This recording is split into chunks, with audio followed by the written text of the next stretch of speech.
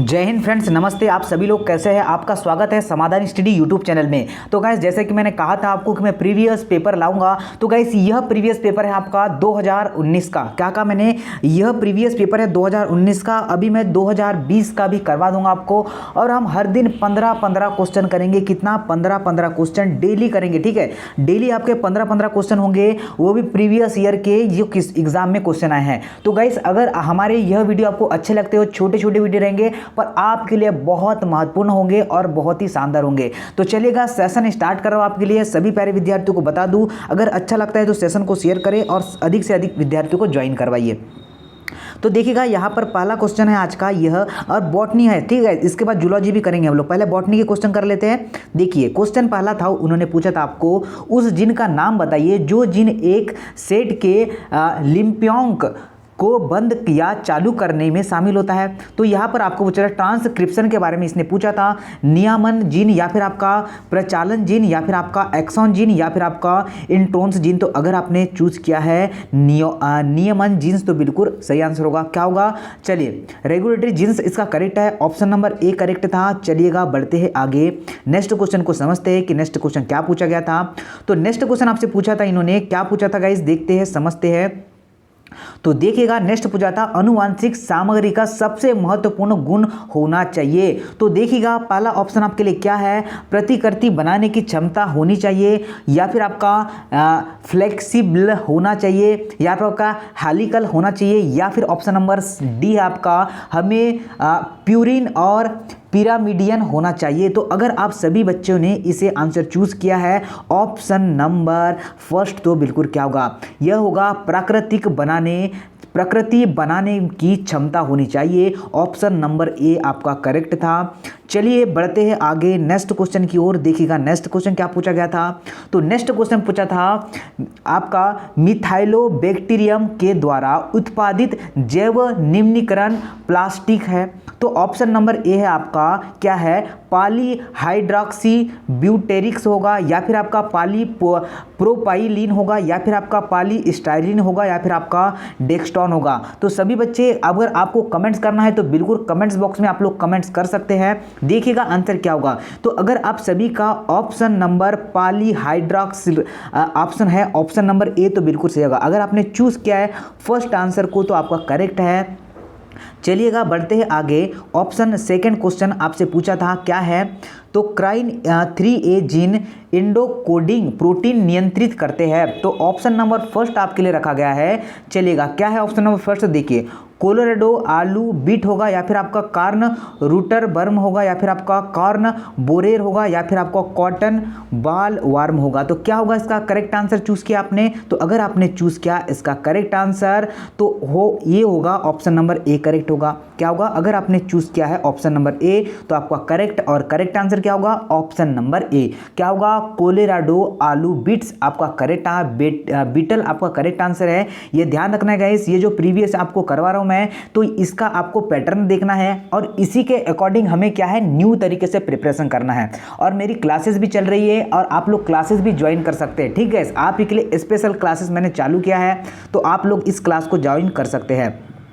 देखिएगा, next question क्या है। नेक्स्ट क्वेश्चन पूछा आपका जीन ए और बी, ए और सी, बी और सी के बीच विनिमय मतलब क्रॉसिंग ओवर आवृत्ति क्रमशः 8% या फिर आपका 10-15%, 23% है। गुणसूत्र पर जीन का संभावित अनुक्रम क्या होगा? तो केवल एक ए बी सी होगा, या फिर या तो बी सी ए या फिर सी ए बी होगा।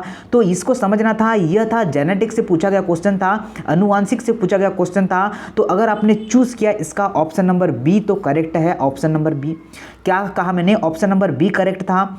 चलिएगा, देखते हैं नेक्स्ट क्वेश्चन क्या पूछा गया था। नेक्स्ट क्वेश्चन आपसे पूछा गया था कि किस पौधे की पत्ती के आर्क को डेंगू बुखार के दौरान ब्लड प्लेटलेट काउंट करने के लिए उपयुक्त माना जाता है? नीम, तुलसी, पपीता, या फिर ताड़िया जिसे हम लोग कहते हैं पॉम।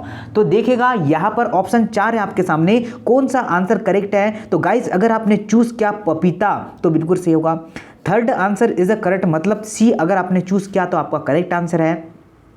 चलिए इनकी एक अलग से आप लोग नोट्स बना लीजिएगा, इसका पीडीएफ तो नहीं मिलेगा आपको, आपको खुद के ही एक नोट्स बनाना पड़ेगा इसकी, क्योंकि प्रीवियस ईयर है। देखिएगा आपका लीनियस द्वारा दी गए द्विजगत वर्गीकरण के वर्तमान में निम्न के कारण अपर्याप्त माना जाता है। बड़ी संख्या में जीन न ही पौधे न ही जानवरों को अंतर्गत आते हैं, जानवरों के अंतर्गत आते हैं। ऑप्शन नंबर बी है केवल प्रकाश संश्लेषी और गैर प्रकाश संश्लेषी पौधे में भेद न पालने वाले, या फिर केवल आपका प्रोकैरियोटिक्स, या फिर यह है यूकैरियोट्स सुकेंद्रीय जीवों में उपयुक्त सभी। तो गाइस उपयुक्त सभी आपका करेक्ट आंसर है। जैसे कि मैंने आपको बार बार कहता हूं, अगर पीबी का कोई भी बच्चा एग्जाम दे रहा है, अगर जहां पर भी उपयुक्त सभी दिखे आप लोग उपयुक्त सभी लगा लीजिएगा। चलिए अधिकतर आंसर होते हैं उपयुक्त सभी। चलिएगा नेक्स्ट क्वेश्चन देखते हैं। नेक्स्ट क्वेश्चन क्या पूछा गया था, तो निम्नलिखित में से किस पौधे का पराग श्वसन संबंधी गंभीर समस्याओं के कारण के रूप में जाना जाता है? पेंथेनियम, या फिर आपका लेंगटोन, या फिर आपका चलिए लेंटाना, या फिर आपका कीगर, या उपरोक्त सभी। तो देखिए इसका आंसर क्या होगा, तो इसका आंसर होगा आपका ऑप्शन नंबर ए, क्या होगा, पेरेंथेनियम। तो मैंने कहा आपको कि ऑप्शन पूरे सही नहीं होते, एक क्वेश्चन गलत होता है, 5 क्वेश्चन में से 4 क्वेश्चन सही होते हैं। ऑप्शन नंबर ए अगर आपने चूज किया था तो आपका करेक्ट आंसर होने वाला है। गाइस बढ़ते हैं आगे, अगले क्वेश्चन को समझते हैं।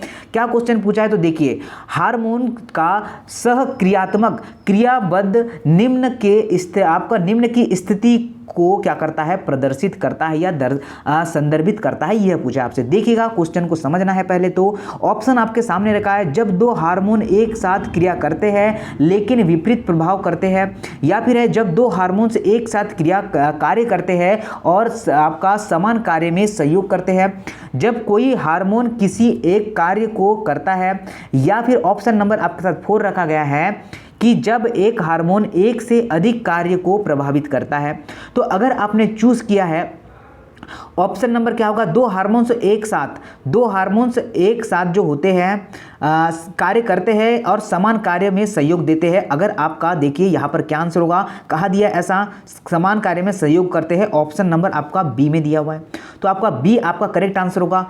लेवल चेक कर लीजिए आप लोग क्वेश्चन का, कितने क्वेश्चन डिफिकल्ट है या कितने क्वेश्चन टफ है। क्वेश्चन का लैंग्वेज जो है बस टफ है, बाकी इजी क्वेश्चन ही पूछा गया है। क्वेश्चन पढ़ते हैं हम लोग। क्या होता है जब भोजन में सूक्ष्मजीव वृद्धि को रोकने हेतु निर्जलीकरण द्वारा नमी की मात्रा कम कर देते हैं? भोजन में केवल विलयन की सांद्रता बढ़ जाती है, भोजन में विलयन की सांद्रता बढ़ती है, और क्या होता है जल की सांद्रता घट जाती है।